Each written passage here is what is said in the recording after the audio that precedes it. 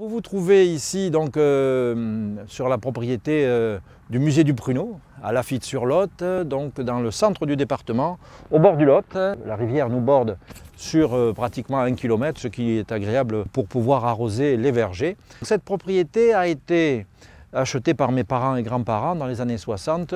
Ils s'y sont installés et ont planté ces pruniers. Ceux que vous avez là derrière, ce sont les plus vieux, ils ont une cinquantaine d'années et produisent encore régulièrement des prunes d'Ante, donc qui est la prune qui nous sert à faire le pruneau d'Agen. Cette année, je suis content de la récolte. Il y a une meilleure récolte que l'année dernière. Donc. Et cette récolte, nous la faisons entre le 15 août et le 15 septembre environ. Pendant 3 semaines à 1 mois, les fruits sont ramassés et ils sont transportés ensuite à la ferme où nous allons les traiter, les laver, les calibrer avant le séchage. Les visiteurs peuvent également voir sur la ferme le musée que nous avons ouvert en 1990 et qui retrace les 150 dernières années de cette activité. Donc, tout d'abord une première salle où j'ai recréé tous les fours qui servaient, je dirais, du temps de mes grands-parents pour le séchage de la prune, donc des fours à bois. Nous travaillons directement avec un contrat et une livraison directement dans les usines. Pour ma part, je transforme ma production ici sur la ferme.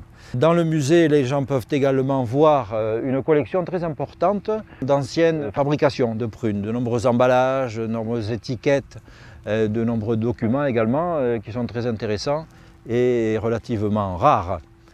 Ensuite, les gens à cette époque, donc qui est la récolte de la prune, peuvent venir voir les bâtiments dans lesquels nous travaillons. Nous séchons la prune en ce moment, ça sent très bon, il y a odeur de confiture presque. Ensuite, il y a à la fin de la visite une vidéo donc, qui retrace toute notre activité moderne, depuis la taille l'hiver jusqu'au ramassage et au séchage. Ce qui permet d'avoir un panorama complet et du patrimoine et ensuite de ce que l'on fait ici de façon moderne tous les jours à la ferme. Vous vous trouvez ici maintenant dans l'endroit où nous traitons toute la récolte de prunes. Elles ont été ramassées il y a 5 minutes, transportées ici et on va les laver et les calibrer sur cette machine. Voilà, les prunes, une fois calibrées, sont disposées sur des clés. Ces clés vont être gerbées sur des chariots que vous voyez ici. Et ces chariots seront ensuite introduits dans les tunnels de séchage. Il faut à peu près entre 18 et 24 heures pour que le séchage soit abouti et que de la prune d'Ante que l'on a ramassée, on obtienne le pruneau tout noir et tout sec. Voilà, ça se passe ici. Nous irons voir les fours ensuite, après cette visite. Le séchage se passe dans ces grands tunnels de séchage, qu'on appelle aussi fours de séchage. Et les chariots que l'on a remplis tout à l'heure vont être introduits dans ces fours donc, qui fonctionnent au gaz. Le gaz permet de chauffer l'air. Des gros ventilateurs permettent de brasser cet air qui traverse les clés et réchauffe les prunes qui vont transpirer et petit à petit donc se déshydrater. Il faut à peu près 18 à 24 heures pour faire un pruneau sec. Voilà, l'intérieur des fours que je vais vous montrer est assez simple. Voilà les chariots donc, que nous avons mis à sécher il y a à peu près 2 heures. Les prunes ont commencé déjà à changer de teinte, deviennent plus noires. Et donc toutes les 2 heures environ, nous introduisons un nouveau chariot quand nous en sortons un de l'autre bout. Normalement, les fours fonctionnent 24 heures sur 24 à cette période. Et il y a une équipe de jour qui prépare tous les chariots qui vont nous servir au séchage. Et une personne la nuit qui est là donc, pour l'entretien, le nettoyage et la préparation des fours. Donc toutes les heures, elle vérifie le degré de séchage des pruneaux, sort les chariots au fur et à mesure du besoin et remplace ici le chariot. Voilà pour le séchage. Voilà, les fours sont remis en marche toutes les heures et la température varie entre 70 et 85 degrés environ.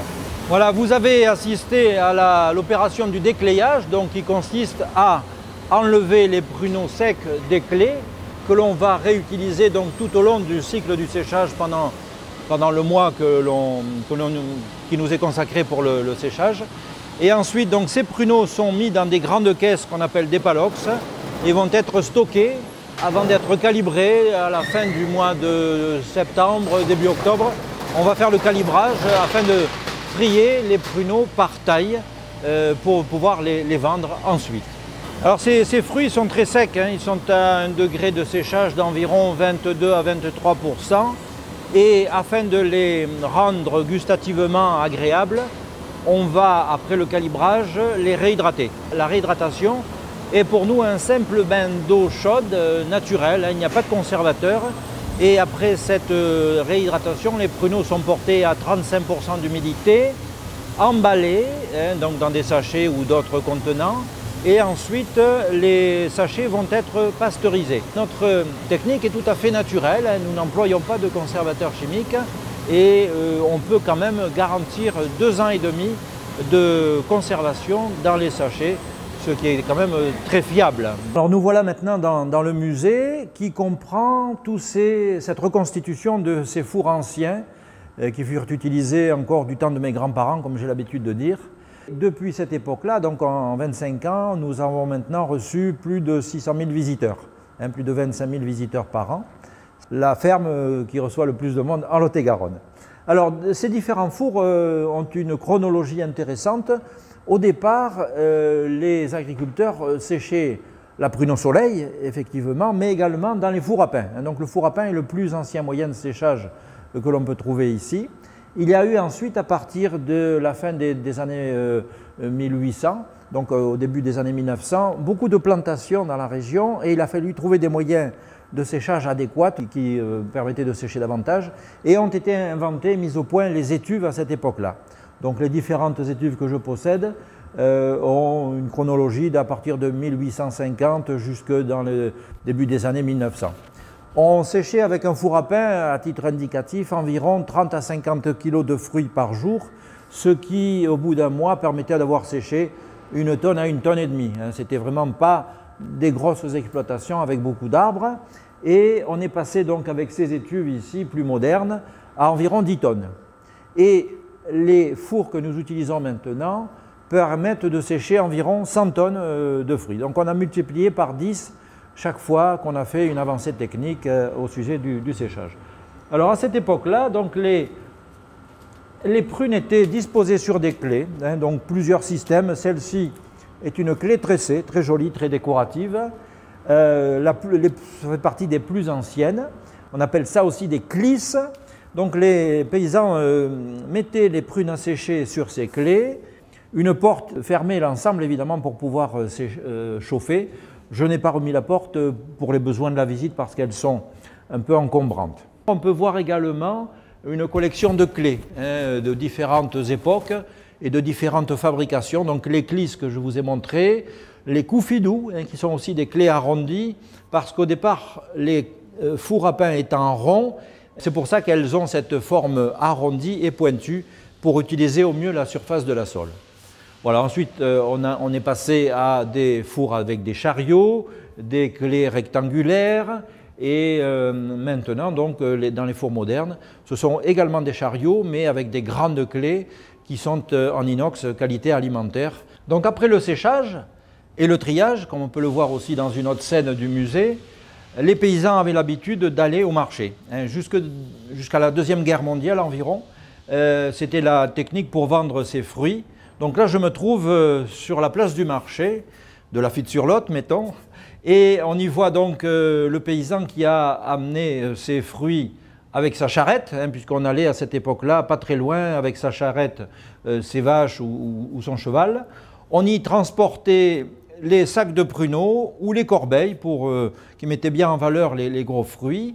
Et le négociant, donc ce beau monsieur à côté de moi, passait au milieu des apports et permettait donc de se faire une idée sur la qualité des fruits du jour. Ça devait être un lieu très convivial et avec une vie très importante. Les nouvelles circulaient et on était content de revenir avec le paiement de son travail. Le terme de pruneau n'existe pas. Jusque dans les années 60, et avant que l'on ne fasse de la publicité à la radio et à la télévision, le terme de prune dente prévalait sur tous les emballages. Les gens consommaient de la prune dente séchée. Le terme de pruneau que l'on ne voit dans le musée que sur les boîtes de pruneaux fourrés a été sélectionné à cette époque-là, et depuis cette époque, donc, le terme de prune dente n'est plus tellement connu et a été remplacé par le terme pruneau d'Agen, puisqu'on est ici dans la zone de production d'Agen. Alors après avoir été manchonnés, les fruits étaient conditionnés. Alors dans des bocaux, mais dans des bocaux en verre à l'époque, que l'on utilise maintenant uniquement pour les fruits à l'alcool. Et le bocal a été remplacé par le sachet plastique, moins onéreux et plus facile à utiliser.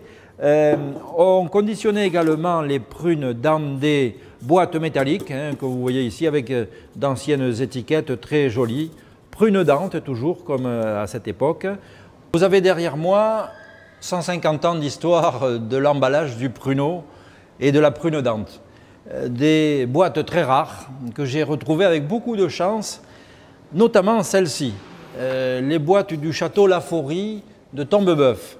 Cette famille donc, de Parisiens avait cette propriété de famille, le château Laforie, qui était certainement une ancienne propriété de prunes. Mais il ne l'avait jamais connu, même la grand-mère ne l'avait jamais connu. Au grenier, on a pu retrouver ces vieilles boîtes qui étaient dans d'autres vieilles boîtes toutes rouillées, et on a pu faire ressurgir l'histoire de ce château Laforie après cette visite.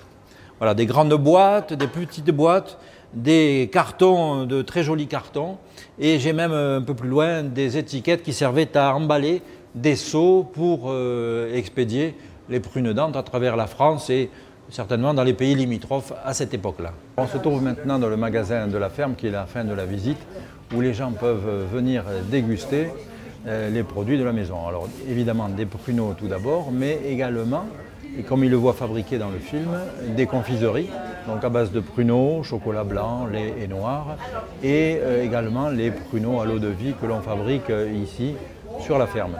Le magasin est ouvert toute l'année, du 1er janvier au 31 décembre. Et là, on reçoit actuellement non-stop pendant l'été les visiteurs.